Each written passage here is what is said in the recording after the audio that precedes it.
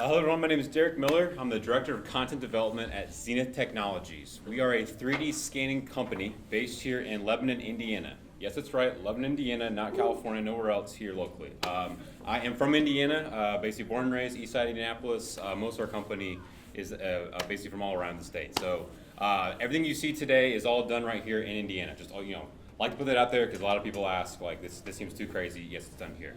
All right, show of hands. How many of you have heard of 3D scanning, know what 3D scanning is?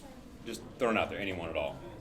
Okay, all right, decent amount, great. So this will make my job a little bit easier. So, going into it, my name is Derek Miller. I have a bachelor's degree in computer animation from Full Sail University. Thanks. I worked 10 plus years in the industry for a variety of studios, product companies for a while. Detroit, California, Florida, I've been all over working 90 hours a week, just pouring my heart and soul out into 3D products. Eventually, there came a day where I was like, what am I doing with my life? I'm just pouring all this time, doing all this stuff. I want to do something meaningful. So me and my wife moved back here to Indiana.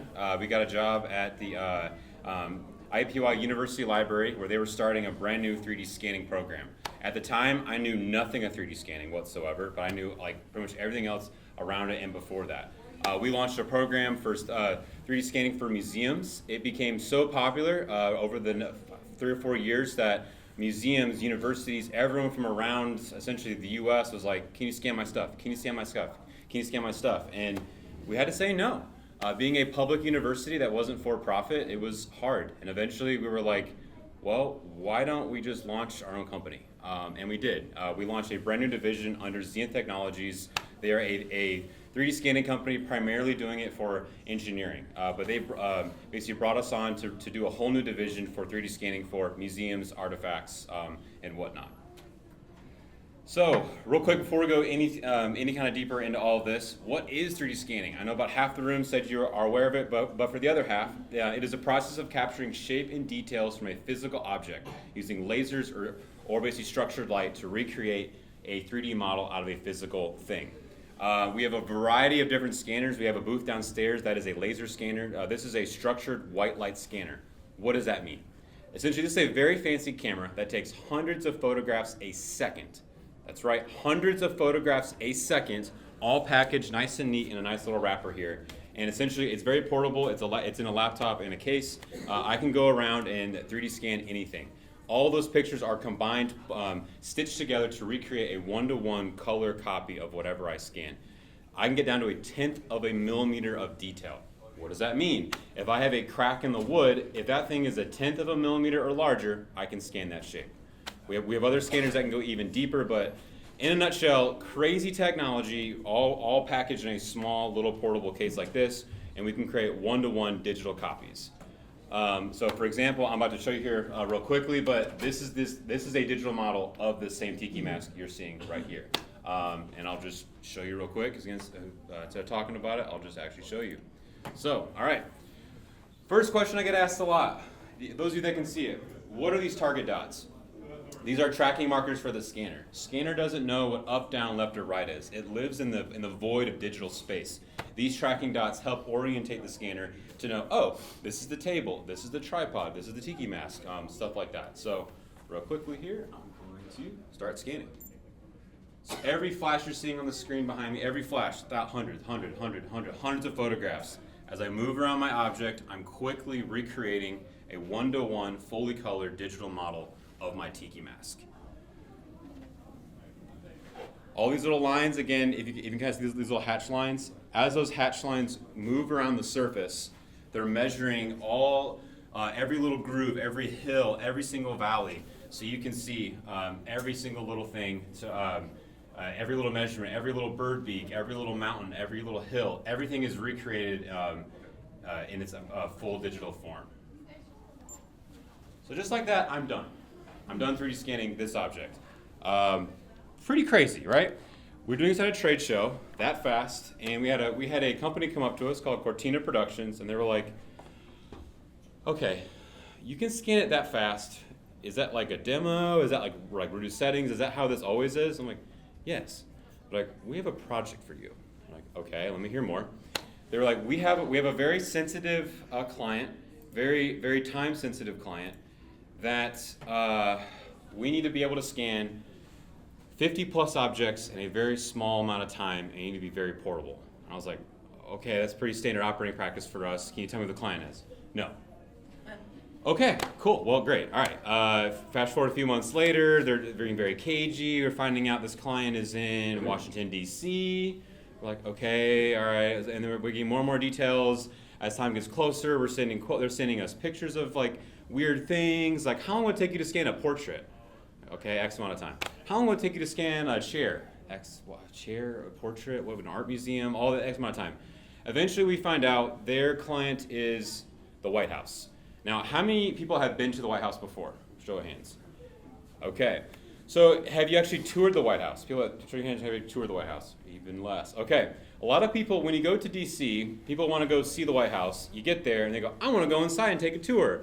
Sorry, you need a letter from a congressman 3 months ago, maybe 3 to 6 months, to actually tour it.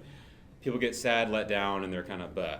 So the White House has been dealing with this forever, so they decided to launch a brand new museum that opened last year called the People's House. It is open to the public now. What this is it is a state-of-the-art museum across the street from the White House. So you go there, you look at the White House, I want to go inside, you can literally turn around and you can go in and tour this amazing museum. This museum is pretty crazy. They have a 1/16th scale of the actual White House, so that's this right here. If I were to walk up to it, I would probably be about, my head would probably come right here to the balcony. Pretty crazy. It's huge, of the full exterior. And inside of that, on the other side, they have all the decor, all the furniture, all the artwork that you can see. It's like a giant dollhouse, and they're overlaying video on top of it, so it looks like, you know, they can tell stories of all throughout White House kind of history. So pretty crazy there. They also have a one-to-one oval office you can actually sit in. So you can go in, sit in the actual Resolute desk. You can sit in the furniture. And we'll get more into this later, but this is a really cool experience. And the one that they really hired us for is a digital room. It is about 40 feet long by 30 feet wide, about a room about this size, and they placed really high-tech 3D projectors to project onto the walls, and essentially they can overlap every single room in the White House. Red room, green room, blue room, any room. And it's fully touchable as well. So it's kind of like the loom here at the IMA, I guess like Newfields, but it's fully touchable. So if you walk up to a piece of art, touch the wall, it actually explodes, comes to life. Fireplace turns on. It's a fully living, breathing tour of the White House. So they needed artifacts for this White House. They needed things to fill it with. Instead of 3D modeling it by hand or based off photographs, they need scans. So that's what we were hired to do, and that's what we did. We showed up. We got they told us we were gonna get 3 days to scan. We got about 2 because there's a security incident. Dealing with Secret Service is lovely, to say the least. The security is insane. You are told to show up at a certain time. Let's say you're told to show up at 11:04 a.m. They tell you don't show up at 11:03, don't show up at 11:05. You better show up at 11:04 at this gate, and everyone in your car better be on our list that we pre-checked months ago. Insane security. About 2 or 3 hours to go through security. Bomb-sniffing dogs, you name it. And then we're not just walking in for a tour. I'm bringing in guys with a bunch of lasers and cameras and like a very, very sensitive time subject. So essentially, we basically went in and have a very, very tight window to scan as many things as possible. At the end of the day, we scanned 85 objects in 12 hours.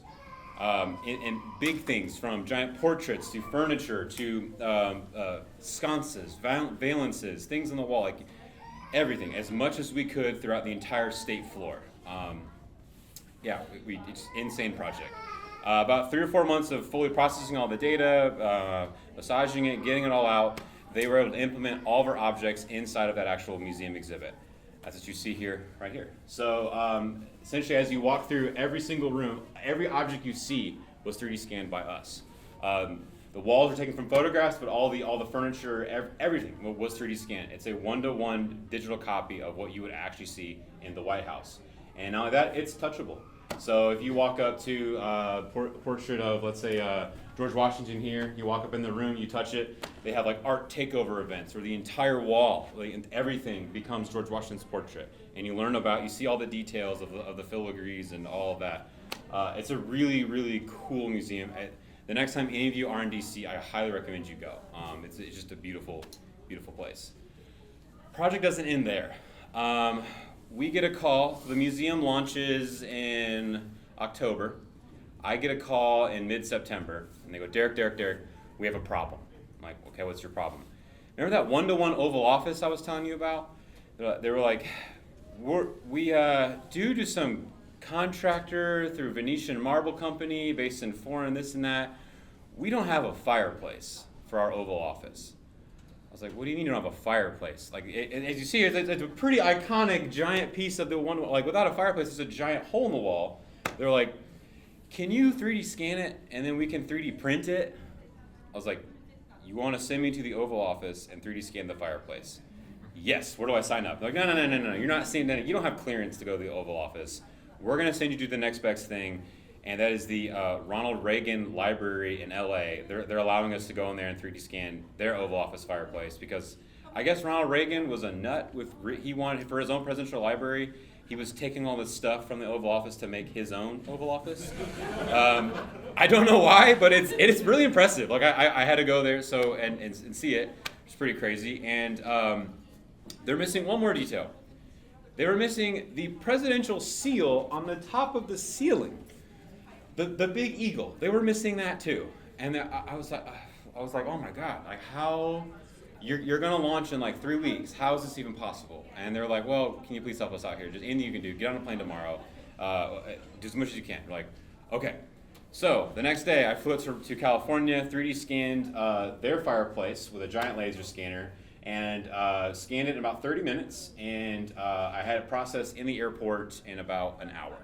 Sent it out to their 3D print guy, and over the next 2 weeks, essentially before launch, they were 3D printing this out of marble. That's the 3D print, by the way. Pretty crazy. And from my understanding, it's just standard marble PLA print for those printers in here.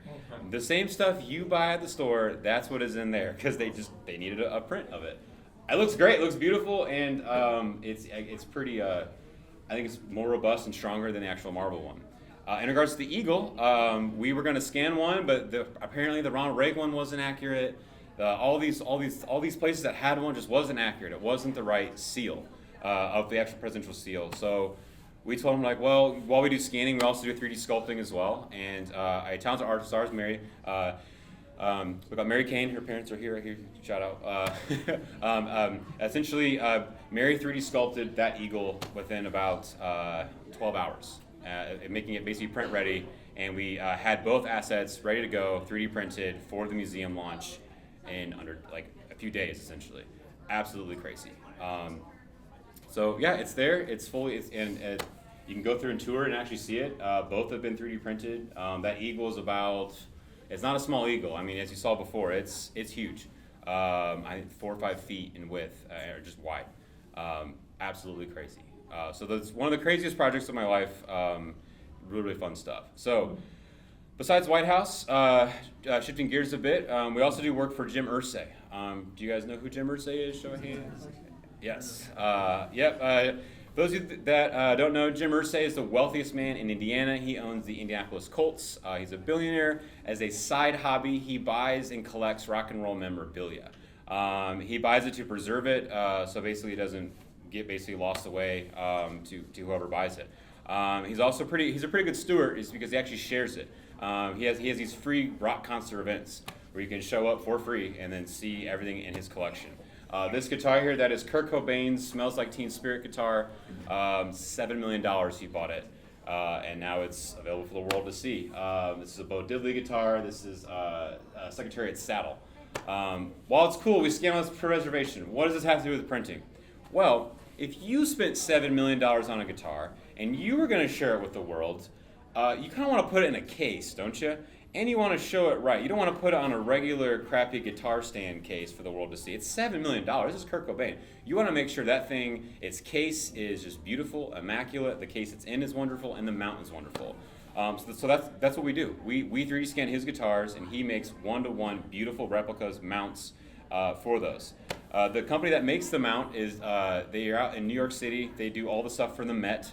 And as you can imagine, a $7 million guitar is insured, and the insurance company says, we're not going to allow you to ship a $7 million guitar to a metalworking factory in New York City. Not going to happen. They go, okay, so what do? Well, I get a call, we 3D scan it, and then someone 3D prints it as a one-to-one copy of the body, and you ship the 3D printout to New York City in a dirty metal workshop. So that way the actual thing isn't damaged, it's not put in shipping, and the insurance company is happy to do it. We've also done, besides just guitars, this is John Lennon's piano. So this was a piano built in the 1860s. It's really fragile, really old. This is John Lennon's personal piano he had in his, in his actual home. He never recorded anything with this piano. It was his just tinkering. He would play things, just messing around, as kind of musicians do. He wrote "Lucy in the Sky of Diamonds" on this piano, countless others of all these stuff that he basically created. He had a problem though. This is a pretty cool piano. The world wants to see this, right? It's so rickety, you can't, like moving this thing it will damage it. So we went to Jim Irsay's house. It's in his basement. We 3D scanned it, and again, it's basically available for the world to see in basically digital format. But again, it's not enough for Jim Irsay. He wants to show this thing, right? People actually want to see the real thing. So from that 3D scan, they created a one-to-one wheel foam system. Essentially, you lift the entire piano up, put it on this system.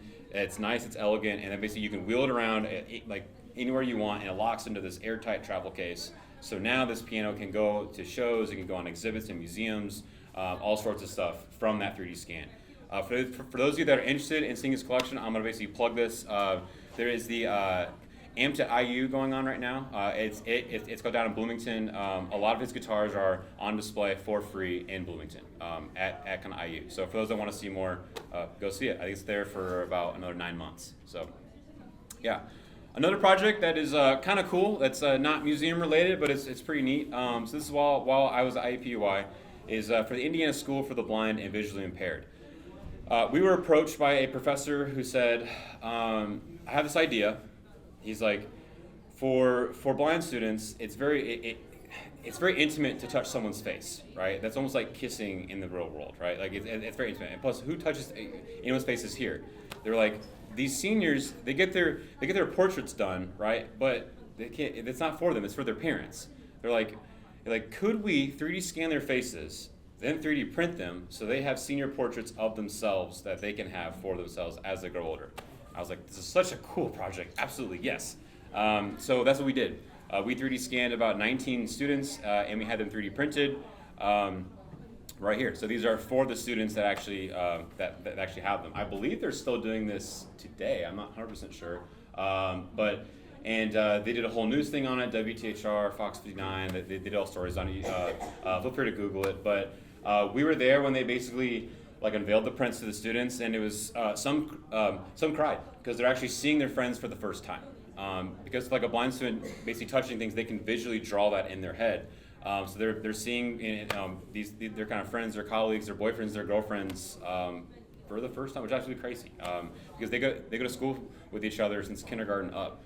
And they are high school students. Some cried, some laughed.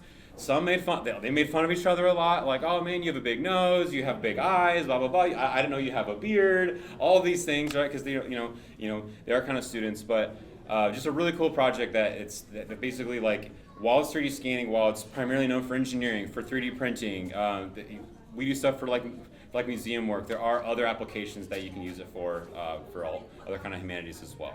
So I threw a lot at you guys. Any questions about White House or anything at all? Yeah, or go ahead. Did they let you put the dots on the objects in the White House? They did. That was a testy question. So not everything needs dots on it, I'll just say that. This scanner does because it captures color data, so for a lot of things, yes. They were like, and we basically told them, look, we're not going to have it scanned basically if we don't put dots on it. So they allowed us to put dots on it. But the Secret Service guy was very stern. He's like, you better pick up every single dot when you leave here. I was like, okay, yes, sir. It's on camera now, so I'm going to say this.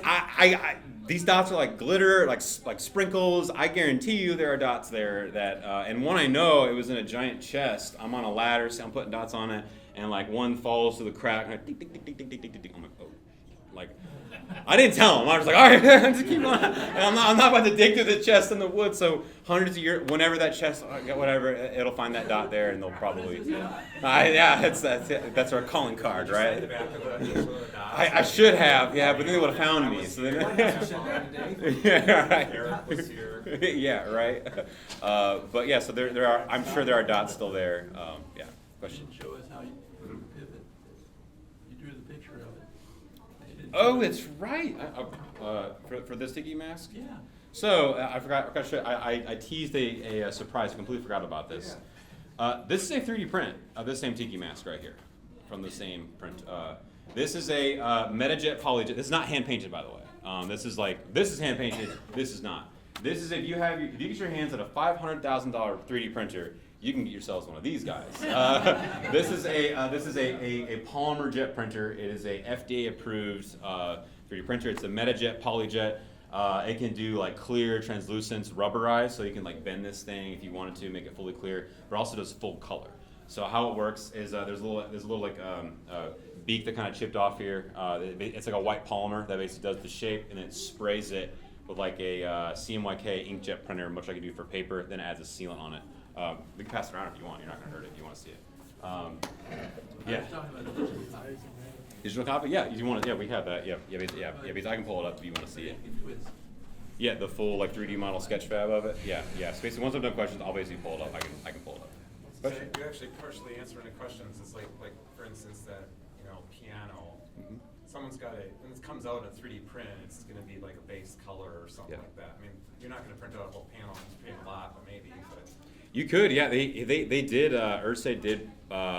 We did print a handful of guitars, small and full color, that he gave away as gifts. Like that. I mean, is it a set company that's doing the full finishing of it, and actually putting all that on it to make it look like an actual piano, like the full size replica stuff? Yeah. Essentially, so the scanner has all the color data, and then the printer just takes it and prints it, and then the company. Color? Or the printer. So if you're color printing, you're not printing like a base and then putting Correct. paint on. Yeah, no, the printer pulls all that from the scan data. Even large Yep. stuff? In theory, yeah. I think it's pretty big build size, but the bigger you get, the more expensive it is. Of So I mean, course. like that piano one, you said that you scanned it and then they made a. Oh, sorry. font, The actual case of the piano was basically printed like a foam case of it, where they basically outlined probably like a giant CNC machine, Oh, okay. essentially. Got it. That makes more sense. I was yeah, wondering, yeah. I'm like, that's kind of big. How Yeah, no. You probably could do a full big one though. Again, you're talking more money, but yeah. And then I also forgot, going back to that face project. This is me. This is a crappy MakerBot old one, but again, if you want to pass me around, this is the same thing. Yep, that's the same size they did the students. Now they added a clear, they had like a smooth finish on it to make it smooth. As Jacob Worth, he's actually downstairs for Jacob Bears. He's downstairs. He was working at the blind school at the time. He could tell you all about that process where they add some coat to it. Because apparently, like rough PLA for blinds, that's hard for the brain to visualize and see. So a smoother surface is better for. This stuff way above my head of how the brain and touch draws things mentally, but there's a whole thing on that as well. But yeah. That was one of my other questions. Yeah, I wonder good. if you had the faces were soft, like kind of. Yeah, it was like PLA. It was like PLA, but then they put like an acid or something. Again, he could tell you. I don't know. Melted down or something like that. I think so. It makes it smooth because I'll back to that picture. It's like this is like a hard PLA because they wanted it durable, so that way it would last. And then we also cut like mounting rackets on the back, so that way you could hang it on a wall. Because basically the actual school wanted a copy as well. So they have every graduating class they have like senior portraits. So the school also had them printed. That's why you see like doubles. So essentially they were gonna mount them on the wall so like students can see previous classmates as usual. It would do facial hair, yeah. It kind of clumps it together. Yeah, it can. Yeah, depending on the scanner, the printer. Facial hair is a tricky thing to scan in general, but for most stuff, we would like average it out, and then it was good enough for them. Most high school students didn't have a lot of facial hair. Some did, some didn't. Question? What about shiny things? Oh, go ahead. What about? Are- You go ahead. Just wondering if you have any other interesting projects in the pipeline. Oh man, constantly yes. The biggest one I can talk about, we just launched. So Caterpillar, Cat, the big construction yellow company equipment, Tonka truck stuff. We just did a massive launch. I mean, it's crazy. We scanned an Earth Mover 797, the world's largest mining truck. in the world. You can stand in the wheel well of the mining truck, go like this, and you still won't touch the rim of the wheel. Yeah, their daughter Mary was out there in the desert with the bugs and the heat and out there for days scanning all sorts of stuff. We did a track. That was the coolest project. That one we 3D scanned, and they weren't doing 3D printing per se, but they're going to do like touchscreen exhibits and augmented reality app stuff. So you can imagine if you go like you can't bring a giant Earth True a truck to all these exhibits and all these kind of like state fairs like that for all their marketing, but you can pull it up on your phone much more easier. So it's a lot. Or make a model. Yeah. Question? Yeah. How is the process of designing the 3D scanner and like making it for the first time? Yeah. So you mean the scanner or the scan itself? No, the scanner. So the scanner, we don't actually make the scanner. We actually purchased the scanner. This is made from a company called Creaform. They're based in Canada. We don't like we sell Creaform stuff, but I'm mostly like in service, so I like do the actual work, which is kind of nice. Like I'll use any scanner, any brand, I don't care. Basically, I want the right scanner for the job. For how the scanner's actually made, I can't really answer that too much. I'm not a laser optics engineer, but it's essentially a really high-tech camera that has several different camera sensors that are taking geometry, getting color data, depth, all of that. Every little camera has a purpose. I'm not 100% certain how all that is working in the kind of back end, but yeah, does that kind of help? Good question. Does it give more detail the longer you do it, or Nope. Essentially, the scanner's smart. Not every scanner I can say this for, but for Creaform products, once it scans a surface, it has like a self-grading mechanism where it knows like, okay, I got the surface, I got the measurement value of it, I'm good. So you can keep scanning, and it has it set. How many percentage of the from screeners to the bars that have percentage? Yeah. So those are my RAM and GPU. All right. So yeah, so the more I scan, the more my kind of RAM fills up, the more my GPU fills up. I'm running a pretty good computer. I mean, I got 16 gigs of GPU, 46 gigs of RAM.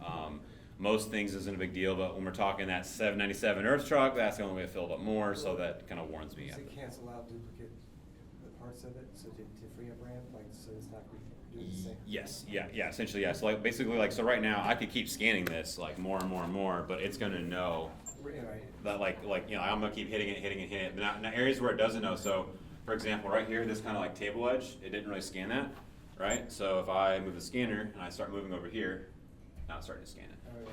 Now I'm telling you, and this color indicator is my distance parameter. So the closer I get to my object, it gets like red, like too close. Green is the sweet spot, blue is too far away. Okay. So it just kind of lets you know like where to scan your object. Yeah, sorry, again, keep coming. Yeah, good. Yeah, I was just, you mentioned the shiny, like how do you deal with the reflections Yeah. or clear, like Yep. glass or translucent? Yep. So that's where, for very shiny stuff like high chromes and stuff, that's where we would use a blue light laser scanner. We have one going on downstairs. Essentially, a blue light laser can scan pretty much any surface on the planet. The wavelength, like the blue wavelength, is one of the longest wavelengths. Again, going back to how it's made, I think violet is longer, but eventually they haven't made that yet. But it's pretty long wavelength, so high chrome, so like that, we can essentially scan that surface to recreate it.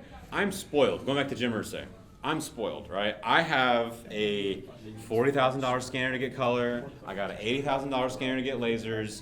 So what I do is, like a guitar, for example, a guitar is high chromes and like rough metals and stuff like that. I'll scan a pass with the laser scanner, get all the metal surfaces, get all that high detail. Then do another pass with the color scanner to get all the scratches, the paint hues, the striping, all that. Then I combine them together. So I'm using the best of both worlds to create a one-to-one digital copy. Yeah.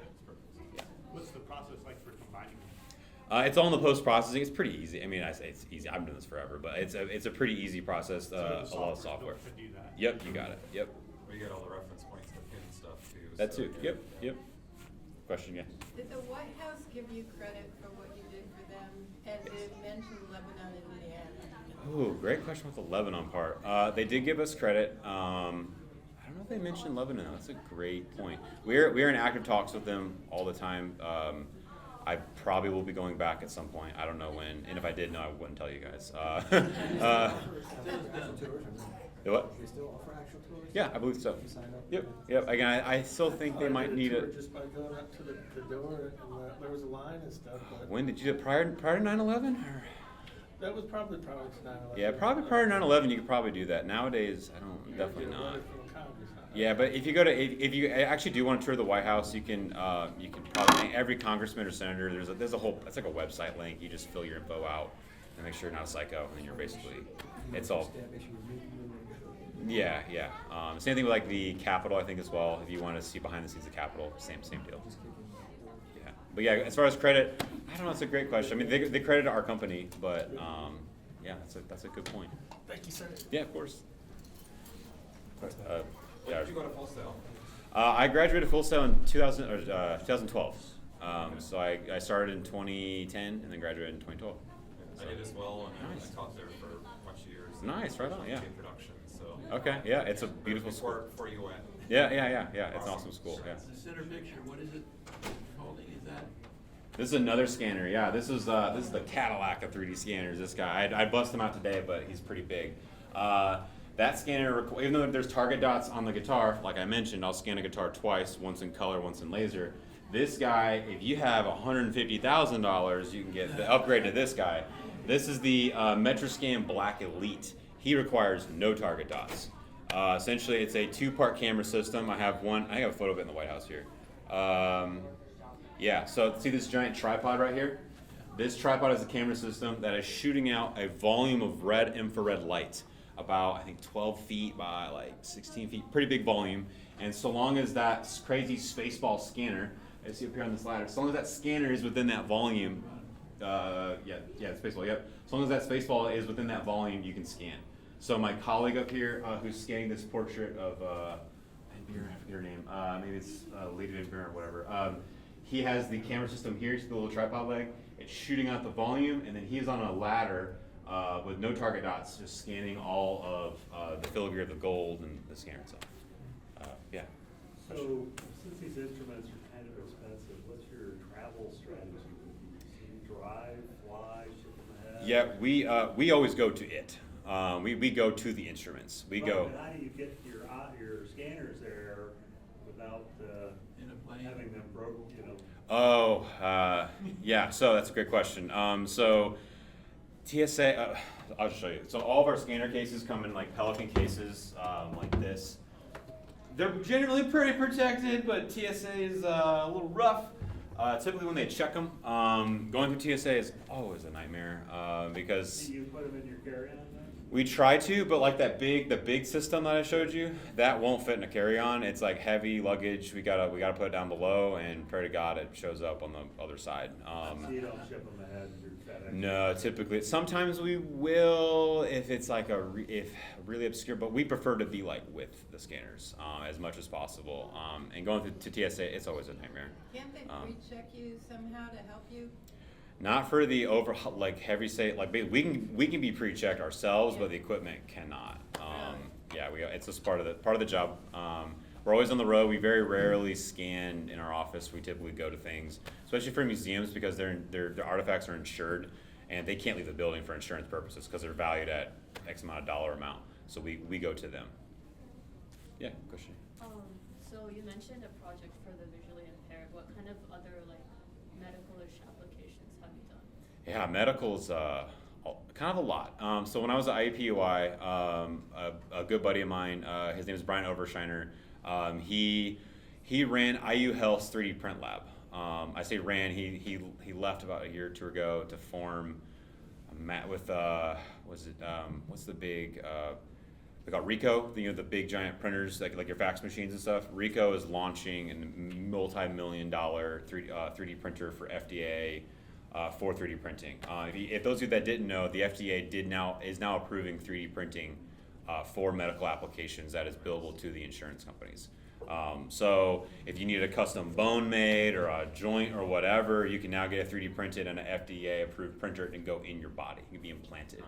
Nice. So Brian is an amazing. I mean, honestly, we should fly him out, and he should do a presentation on himself, 3D printing. It's amazing stuff. Brian, he a lot in medical, especially now since it's all been FDA approved, the floodgates have been opened for 3D printing for medical. He's truly saving people's lives. I think I'm doing cool stuff. Like Brian, if you're into medical stuff, there's a lot. One cool thing, I gotta be careful with HIPAA on a lot of these stories. One I can say, which is pretty cool. Not cool, pretty. I get asked a lot, what is the craziest thing you've scanned? All right, I get a question all the time. I tell people the craziest one I've scanned, the most impactful. There was, so I guess I'm gonna set the context up here. So Brian, my buddy, he's an expert in 3D printing, not so much scanning. I always get the call, hey, I need something scanned. Hey, I need something scanned. Come over. So this is a pretty common practice. I get a call one day. He's like, hey, Derek, I got a scan job for you. It's a 3rd-degree burn victim at Eskenazi. I'm like, ooh. I was like, okay, what? I'm not gonna be like, okay. A lot of questions here, man. Like, what am I doing? Blah blah blah. My wife's a nurse. She's like, Derek, you don't even have the stomach for that. Like, 3rd-degree burns are insane. He said, like, apparently there was an accident. I think it was an automobile accident. I don't quite know because, like, HIPAA, where a large portion of his body was 3rd-degree burned from a explosion, some kind of explosion. Just 3rd-degree burns across the entire body. Now, for 3rd-degree burns, what they do is they basically have this fake skin to put over your kind of flesh, basically help it keep bacteria out and seal stuff like that. And apparently they ran out of filament for this stuff, and he had FDA approved filament of fake skin that he could use the printer for. But filament comes in spools, right? You can't really spool that around to get a nice seal on a body. So what they want to do is they want to 3D scan a small portion of his leg, and then 3D basically make that shape out of it, then 3D print that shape out of that material so it would lay on flat on the patient. I was told the patient would be outpatient, sitting in a bed, be sedated. They're gonna have everything covered. There's just a little area, a little leg scan. That's it. We show up, me and Brian, to Eskenazi. We get there. A nurse bursts out of the room, fully scrubbed, head and says, "Thank goodness you're here. Come on, suit up." I'm like, what? So we start dressing all this scrub stuff. I was like, Brian, I thought you said we're just being outpatient. I'm like, I don't know, man, we're here, right? So we all this gear is on, and she starts taking us back, and it starts getting hotter and hotter and hotter. And I'm like, I mean, these are rubber scrubs, but why am I getting this hot? It's getting close to that 98 point whatever degrees. Walk into a room, it's a full OR. Patients on the table, nurses everywhere, sedated, but like. How many people have seen Darth Vader when he gets all burned out? It looks like Darth Vader. It's brutal, absolutely brutal, no covering, and nurses are scrambling over there, and they're like, "Okay, cool. So you guys are like the scanning guys, right?" And Brian immediately shuts down, like, I don't know what had it in me. I'm just like, all right, we're here to do a job. We're gonna scan. Blah, blah. I like kick into like, let's just do this. Let's just go and get out because this is crazy. So like the nurses are blah blah blah. They're like, oh, you need these dots? We can put it on the leg. I'm like, no. Put it on the side of the bed. Like, we're not gonna have to do it on the leg. Are you sure? I'm like, yeah, that's fine. Meanwhile, like, so Brian's freaking. He's just holding the scanner, just like he's in the daze. He's pretty brutal, like very intensive. I'm starting the scanner, getting ready. Meanwhile, the doctor surgeon is just like literally sharpening his knives, like, oh, you guys are the camera guys? Oh, scanner, that's cool. Just nonchalant about the whole thing, cool as a cucumber. And we scanned it.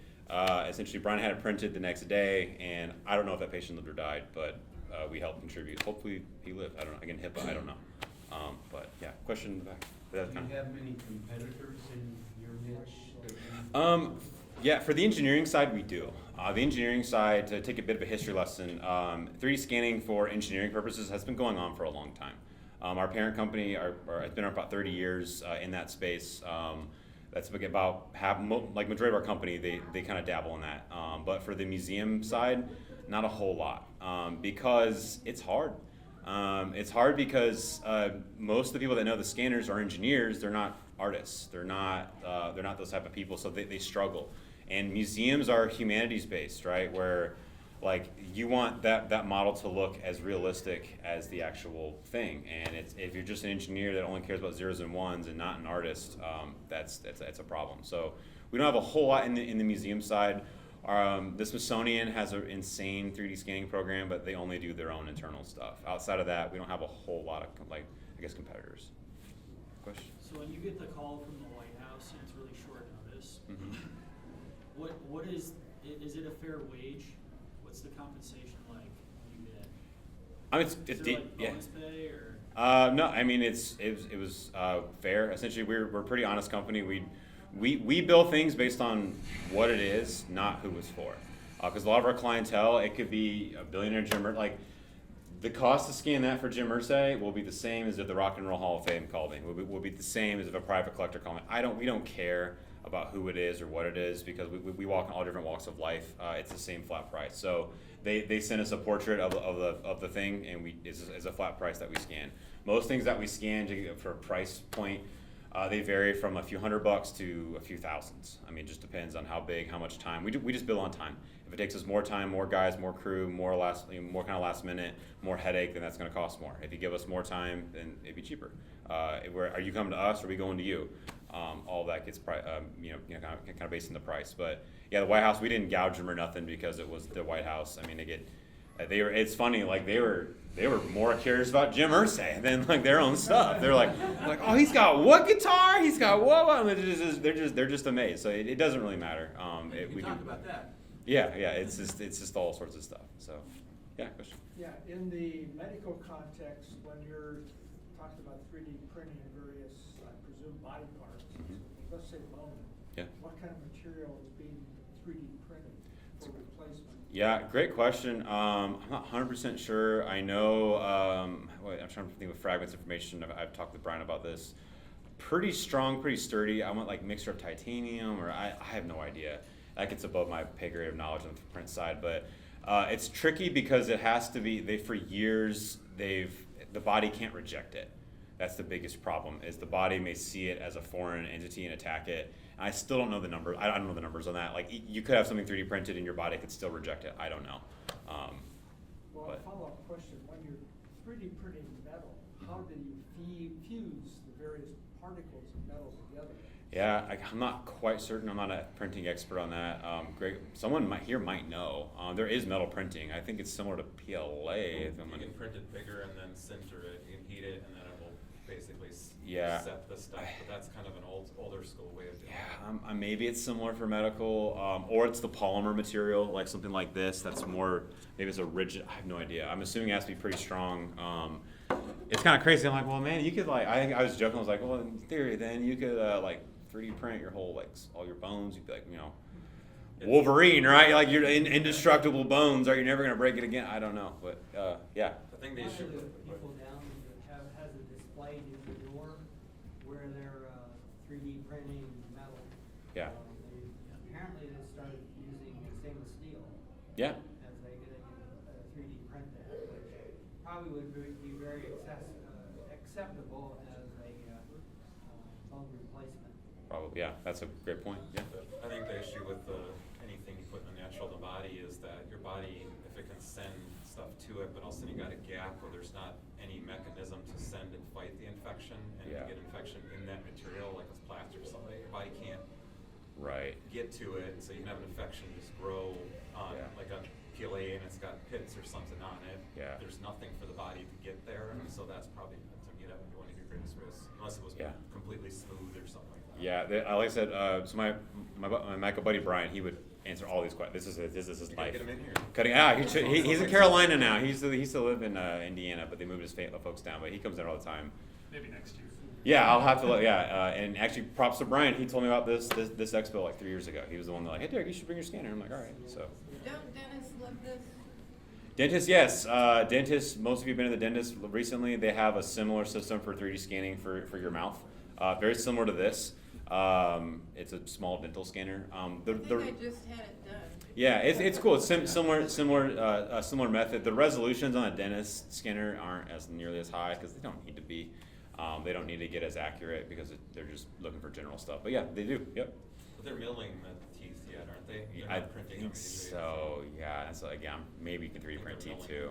Yeah. But it's definitely help reduce it 1 week to a couple of hours. You can get your crown done. Yeah, that's cool. Yeah. What's the post-processing like for like the mask, for instance, after you get it scanned? How long does it take? Like, what kind of steps do you have to do to like get rid of the environment and all that, just to get it down to the? Yeah, so that's a loaded question. I say that because like it depends on what you're processing it for. So this depending on what you're scanning and the scanner you have, obviously the more money you have at a scanner, the easier the post-processing is going to be.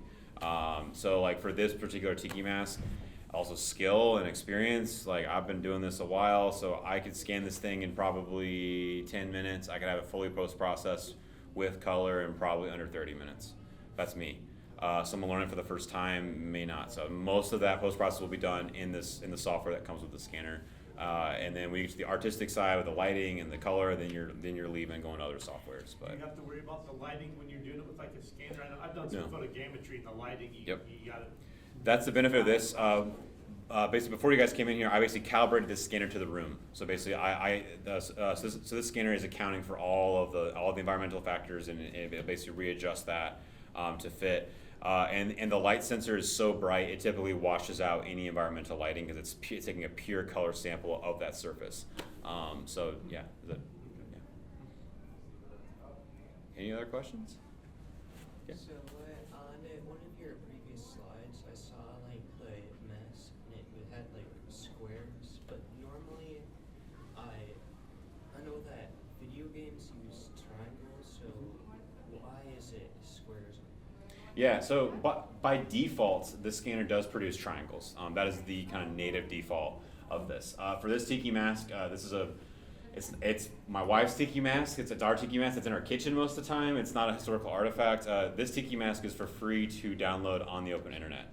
And basically, so yeah, if anyone searches tiki mask on Sketchfab, you can have this model. It's for free, fully colored and all. For the video game industry, for 3D modelers, they prefer quads.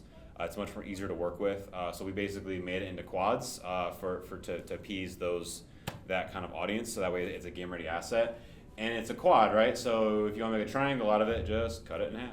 So yeah. Question. So obviously, the average person can't afford a $40,000 scanner. Yep. We have people come into our digital media lab here all the time and just ask, like, I've seen some stuff phones can do, even phone apps. Obviously, it's going to be nowhere near the quality that you get from this. But in your experience, do you know of any like very lower end apps or companies that could offer if people have home projects and stuff where they just want something smaller done? Yeah. So yeah, and I get this question a lot, and some people ask, they're like, oh, do you not like telling people about phone apps? I'm like, no, like I don't like it. You're gonna get what you pay for with the scanner, right? So as far as a particular brand, I mean, there's a bunch. It depends if you're on Apple, if you're on iPhone or Android, they have certain ones. You Google 3D scanning app, you'll find one. It's been changing a lot. I can't remember. Q-Lone was a big one, but I think they're starting to die off. AI is kind of making that a little bit more interesting now. Reality capture is the one I would recommend the most. They used to cost money, but now it's free. Free. They used to be several $100s, but now it's part of what the game.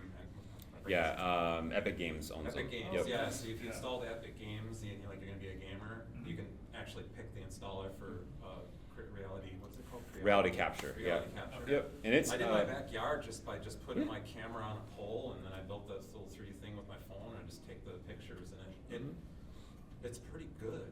Yeah, actually, for what it is, and it's not. There's enough tutorials around, so you can pull it off. I want to do little parts and stuff, but I don't know. Hasn't been working out so well for that. Yeah, it's and for like phone scanners, like I always tell people like you don't have like there's obviously a huge hurdle with this. Like again, if you want service work, give us a call, but it's still very expensive for most common at a library, right? So yeah, a phone app I would recommend. Yeah, obviously reality capture is probably the best one I would recommend at this point. And again, AI is kind of mixing things up a bit because the AI is maybe help enhancing things for that camera sensor to make geometry better. AI for our clientele is typically, they don't want it is because AI is a black box. You don't know what it's going to generate. This is a measuring equipment made for engineering stuff. Like it is one-to-one. Like they want a one-to-one copy. They don't want to guess.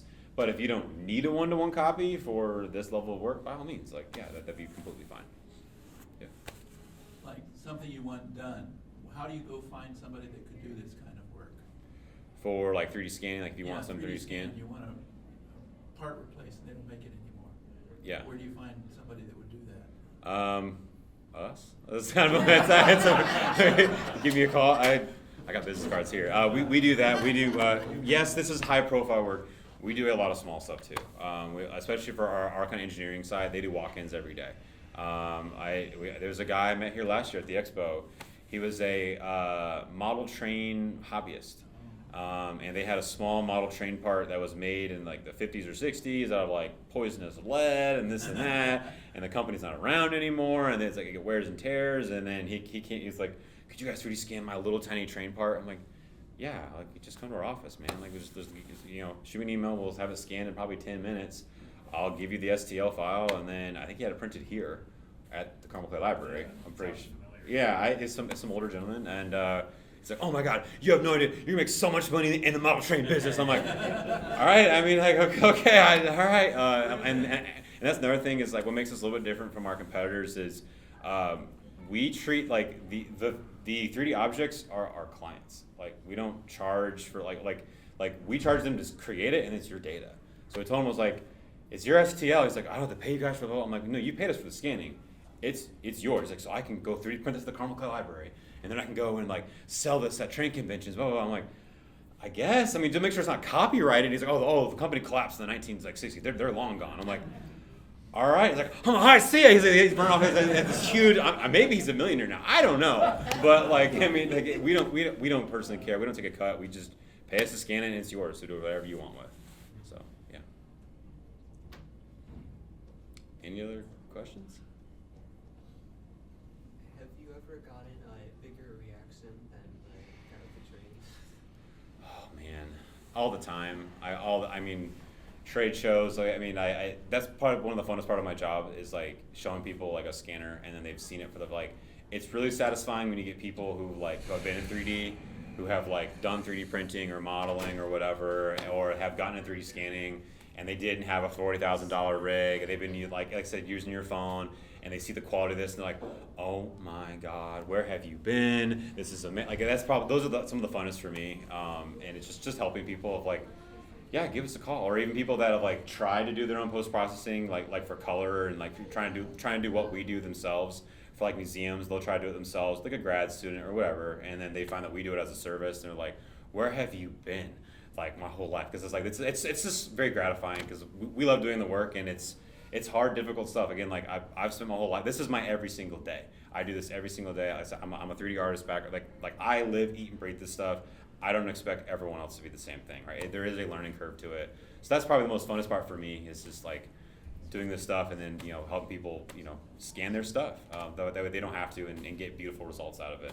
So yeah. Do you verify the copyright if it is there? Yeah, copyright's that's a great question. So when I was at IUPUI, the first thing we did when I got hired, it was like, all right, what is the legal stuff for all of this? IU Legal did a massive month-long investigation thing on it. Essentially, their synopsis of it was like it's the same as 2D scanning, where there's a lot of rules around it. Where essentially, if you own the object and you agree to have it 3D scanned, that data is yours, right? And they have to allow it to be, whatever they choose to be as their decision making. That's theirs. If that's the case, you're pretty much good. You get in trouble when I don't know. Is there a art sculpture around here somewhere in the art Yeah, got Bob the dog right around. All right, if I go out there and scan Bob the dog without anyone at the Carmel Clay Library's permission, I scan a 1-to-1 copy, then I go online and start 3D printing him and selling Bob the dog copies without any credit to Carmel Clay or the artist or any permission, I'm gonna get sued. So that's where you gotta be careful, is for stuff like that. Most of our clientele, that's usually not a problem, because they're mostly museums or private collectors, they own it, so yeah. Seems like foreign countries could come in and Scan our stuff? Yeah, get free information, that way. Yeah, it's funny you mentioned foreign country. I was talking to Jim earlier about this. Europe is a gold mine of 3D scanning. The Europeans, so another project, I had to go to Italy for three weeks and scan a big project there. Europeans don't trust each other, like due to hundreds of years of wars and this and that, cultural heritage. Stealing's a big deal in Europe. Like, the Nazis stole work, the Roman Empire stole work, Napoleon stole work, the British, they all steal each other's stuff, right? And they're in each other's museums, so they don't trust each other, to say the least. Whereas we have found a lane in Europe to be like, look, we're Americans, we have no dog, we have no fight in this, we have no dog in this fight. we can scan it as a neutral third-party thing and then give you the data, do what you want. But that for China, for instance, that is something that I am always on the being very suspect about, is if there are Chinese 3D scanning companies that do that primarily for engineering, because that's where most of the money at, for weapons, defense, whatever. For cultural heritage stuff, there's a little bit of it. There's only a few institutions that I know of that have used Chinese scanning. I don't want to name them, but there are a few that I've given warnings of, like, are you sure about this? Are you sure you want to do it? Like, oh, it's cheap. I'm like, okay. Typically I get a call back, not because like it's just the quality wasn't great. So they call us back like, hey, can you rescan this because your quality is way better than, again, get what you pay for, right? Going back to 3D printing. If you have you get something 3D printed in China really, really cheap, but it's probably going to be crap. So just, you give what your money pays for. Any other questions? What's missing? What can get better? Like, Well, what do you want to be better? I mean, well, you only get down to .001 or whatever, thing. But yeah. Great question. I think the color side could always be better on a bigger scale. So like, I want there to be, while there are scanners to scan like this whole room, or like I said, we can scan big things. It's a pain in the butt. It's such a pain. It's just so big. I would want something that like you could attach to a drone or something like that. That's not photogrammetry. That is laser based. I'd also, like I said, for like guitars, I'm scanning it twice. I have to scan it with a laser and a color scanner. I've pleaded scanning companies like, can you just put it in like one package? Like, I don't care if it's this big. I'll waive it. I don't care. Like, I want the laser and the structured light. So it's I'm not bringing 2 suitcases to TSA, just one ultimate silver bullet to do most scan jobs. I don't care what it costs. That's what I want. And they've told me it's impossible, but I'm not a laser engineer, but that's what I say. Yeah. I think the next step, animation. Ooh, great question. Take this from that to one that growls at you and. Yeah, so you mean scanning animation? No, I'm thinking of how to make the evolution from seeing something scanned to making it animated somehow. Oh yeah, that we've already done and can do. That's a thing. You just need like not to go too deep here, but like that's a skill set called 3D rigging. So a rigger could take this 3-dimensional model and apply it to a process to turn it into a digital puppet. So then an animator could do whatever they want with it and do that. You mentioned something of putting it into games, right? Yeah, that's what I'm thinking. Yeah. And basically game companies do that. So they will, that's a big part, like Call of Duty, the sports games. I have a buddy of mine who he scans and sculpts for like all like the Madden games for EA. So they'll essentially scan an athlete and he goes in and like cleans it up, and then they scan them when they're young, and they typically he'll age them, he'll sculpt them to age them over as their career goes on. So that's the thing as well. So that's people are like, man, this player looks so realistic to the real guy. I'm like, yeah, because they scanned him. Another thing I can tease a bit here with sculpting, like you said, Bob the dog, is that right? Yeah. Bob the dog. All right. We have a big client of ours for actual sculpting bronze. His name's Ryan Feeney, Indie Art Forge. He sculpted the Peyton Manning statue. That's at Lucas Oil. They are, I think I can say this without getting in trouble. They are creating a statue for Peyton Manning at his children's hospital.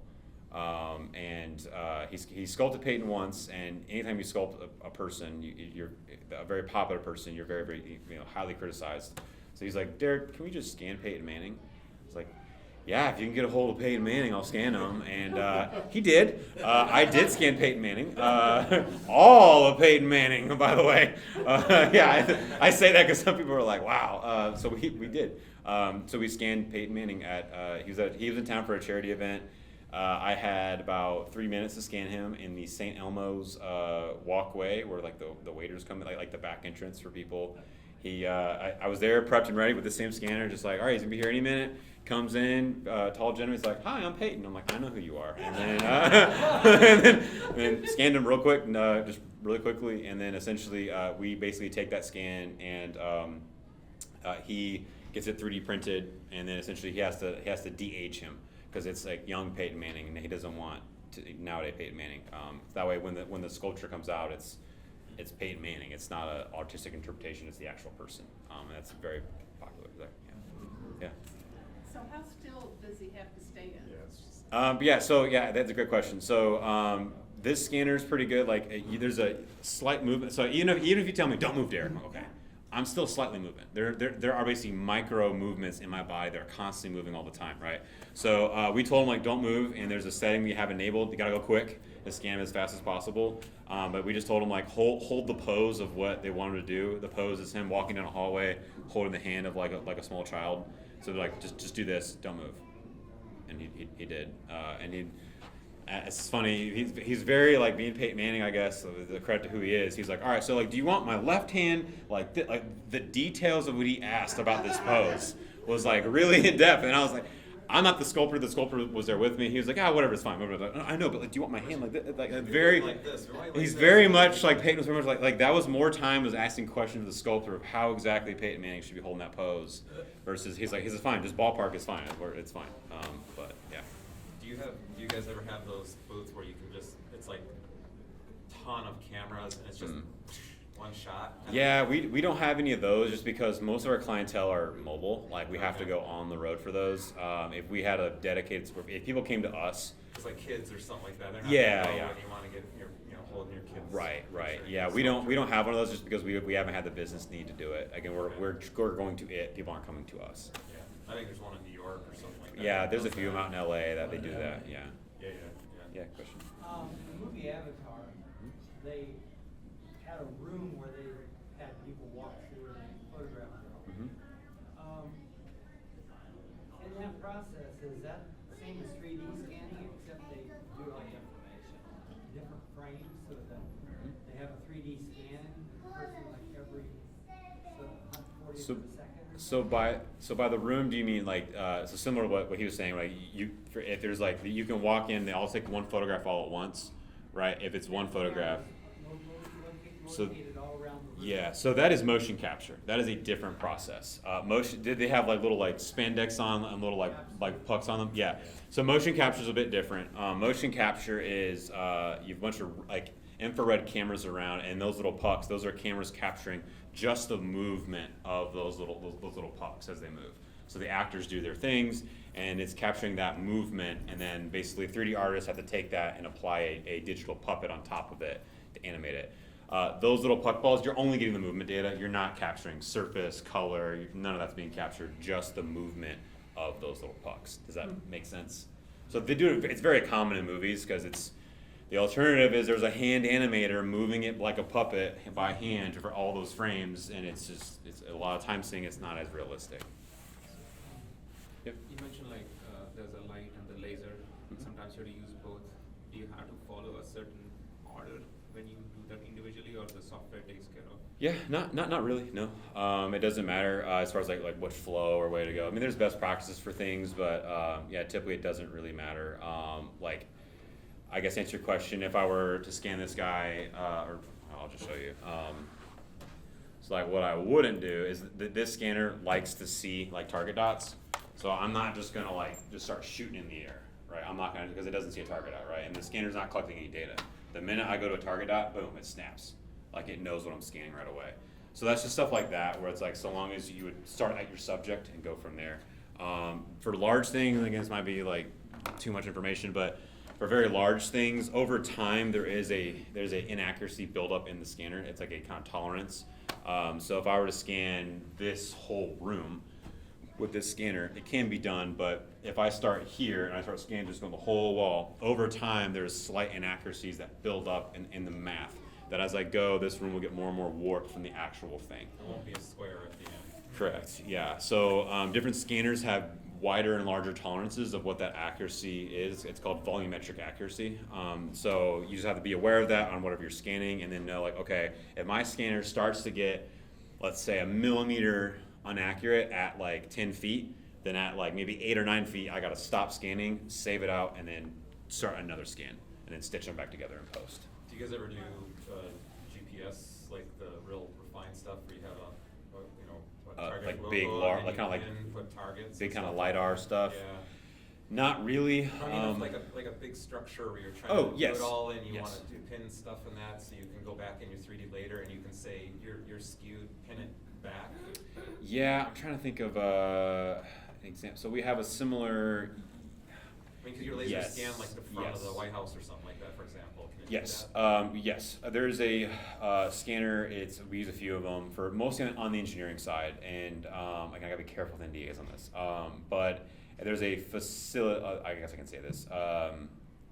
Cummins, for example, right? If, let's say Cummins is going to do a plant change, like they want to change out all the entire equipment things, they'll 3D scan like the factory plant of it as it is, as a digital model. Then they can overlay their CAD data and then And so figure you out can just flow kinda and move structure. stuff around. Exactly. It's Talk much about cheaper it. to do that in the computer than like Yeah. real life. As you can imagine, Oh, it's heavy cut out phone, equipment. little things. How can we move this machine over Yep, here? yep. And as far as a historical sense, when I was at the university, we did, so Madam Walker Theater downtown, we did 3D scan the entire theater prior to renovation. It's the whole thing, and it's available online to look at it. We did all of that for that before IU fixed everything. So there is a digital copy of it, but yeah, similar thing. You're limited in that. I just wondered if you had to, like, There's a keep it- project I want to mention so bad that hit my inbox this week that I can't talk about, that everyone knows about. A big famous structure in Indiana. So I'm gonna leave it there. That there talks of like, okay, it's a big building, it's high up, like, and it's a debate of do you go drone or do you do lifts and then a big pivot thing for like a building. Drones would be one method for that, but you got FAA, you got flight restrictions. It's a whole beast in itself. But as far as like big GPS locator stuff, we don't typically do that. Just for accuracy, if you're doing too big of an area and that drift happens, you can just say, I know this sits Right. right here, so I'm gonna move that point. Yeah, All there's around a shifts. there's a similar for this scanner. There's a similar like add-on equipment that comes with it where when we do on the engineering side we scan a lot of private jets like Boeings and stuff like that. They're big planes, typically for custom interiors designs. Again, problems with the rich and the famous, right? So I'm not gonna say who. I'll let you figure that out. There's a very wealthy billionaire in Indiana and other billionaires around the world that want to have their custom jets custom fitted for custom furniture and designs. Not you can't have the standard Boeing jet. You got to have your own custom private. So to do that, you need to scan a big Boeing, right? And that would be something where we use this scanner with all. They want all that resolution accuracy, but it's that tolerance is so big. So there's things we can do to basically like mitigate that threat. We can basically scan the entire swath first as a data point, and then we can just fill in the holes because with the it's just scanner. so big, you're gonna run out of memory and everything Yep. joined together, so Yep. you do it in sets, and you gotta print stuff together. Yeah, the worst one, again, I think I can tell a story for NDA. I won't say who, but there was a pharmaceutical company we had to do where they make giant, it's about 150-foot long machine that where people make like drugs, like people like it's a big glass refrigerator, sharp chrome. They walk in these like big like gloves things, and then they concoct and make like drugs, right? They were doing a whole new. They wanted to test like flow analysis or something as air and fluid particles go through this thing, and the manufacturer was in Italy. The Italians aren't going to give them the CAD data for it, so they need a scan of it. So me and my colleague had to go in there, full hazmat, whatever. It was the worst job of my life, one of them, and then scan this entire 150-foot long thing of sharp needle things or something. Just trying to get all in there to scan all of that. Brutal, but similar thing where we would set a large data point and then fill it in as we go. Yeah. Pretty neat. Yep. Any other questions? You hiring? I'll take my card. Sounds good. We never know. Yeah, it's we're growing all the time, and again, it's just we're very busy, which is good, and we're growing. So, yeah. Thank you. Yeah.